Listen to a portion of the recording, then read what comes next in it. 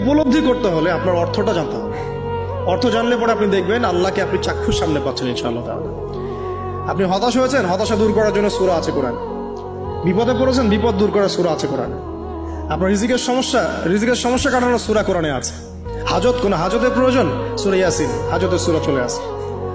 অসুস্থ হয়েছেন, শেফার সূরা কোরআনে আছে।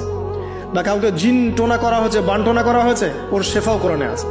এমন কোনো বিষয় নাই যেটা আল্লাহ রাব্বুল আলামিন কোরআনের মধ্যে নাজিল করেন নাই। ব্যবসা করতে চান, কোরআন কথা বলবে, ঠিক আছে? আপনি সামাজিক বিষয়ে ডিল করতে চান, সূরা হুজুরাত কথা বলবে। আপনি ইতিহাস ভালোবাসেন, কোরআনে ইতিহাস দিয়ে ভর্তি করা আছে।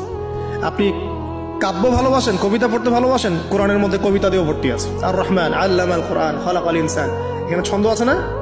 প্রত্যেকটা ছন্দ। ওয়ান নাজমি ইযা হাওয়া মা দাল্লা সাহিবুকুম ওয়া মা গাওয়া ওয়া মা ইয়ানতিকু আনিল হাওয়া, ছন্দ আছে না?